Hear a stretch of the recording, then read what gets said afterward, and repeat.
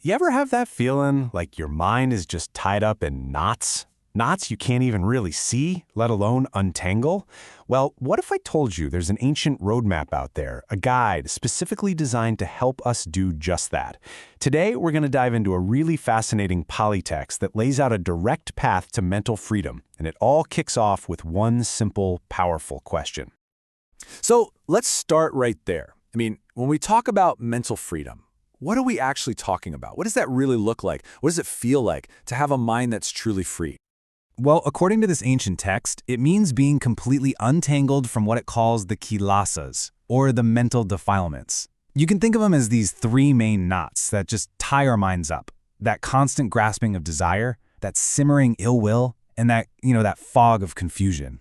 Freedom is that amazing feeling when those knots finally start to loosen their grip. And the guide for this whole journey is a text called the Paṭisambhidāmagga. It translates to something like the path of discrimination. It's this incredibly detailed analytical text that really breaks down the psychology of liberation. And you know what? Its first step is surprisingly simple. See, the path doesn't start with some heavy, complex philosophical idea you have to wrestle with for years. Nope. It starts with a single, profound action. The intentional act of just letting go. So, this first key concept is called nikkhamam, or renunciation. Now, wait a second. This isn't about depriving yourself or anything like that. Think of it more like a strategic, intentional release. It's about being able to see clearly what's binding up your mind, like clinging to certain pleasures, and then consciously choosing to just loosen that grip. And what happens the moment you do that? Well, the immediate result is moko, which means release. The text is super clear on this one, directly causes the other. This isn't some far-off goal you have to wait for. The freedom is right there, in the very act of letting go. In fact, the text uses a bunch of other powerful words to describe this exact same feeling. You've got nisaranam, which is like the feeling of an escape, paviveko, which is the deep peace of seclusion, and vosago, that simple relief you feel when you finally give up a heavy burden. They all point to the same thing, creating some much-needed space in your mind. Okay, so we know the first action is to let go. But how do we get good at that? How do we build the skill and the mental muscle to do it effectively? Well, the text gives us a very clear, very practical toolkit, the threefold training. This toolkit has three parts that all work together: higher virtue, higher mind, and higher wisdom. A really great way to think about them is like this. One's the foundation, one's the structure of the house, and the last one is the light that lets you see everything inside. So first up is adisila. This is all about building a solid ethical foundation. It's the kind of purity that comes from just restraining actions that cause harm or agitation to yourself and others. This creates a stable, calm ground for your mind to rest on. It's the essential first step. Next, once you have that stable base, you build on it with adicittam. This is the training and concentration. It's developing a mind that is steady, focused, and not so easily pulled in a million different directions. So with higher virtue, the mind becomes calm. With higher mind, it becomes focused and really powerful. And finally, this is where it all comes together, adhipanyan. Once the mind is both calm and focused, it can start to see things as they really are, without all the usual distortions and filters. This is what's called the purity of view. It's that crystal clear insight that just cuts right through all the confusion.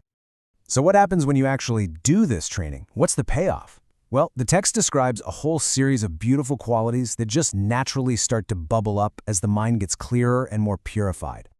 The very first thing you'll notice is passaddhi, or tranquility. And this isn't just, a lack of stress. It's a deep, profound sense of calm that just settles over your mind as all those inner agitations are quieted down. It's like the stillness of a deep, clear lake.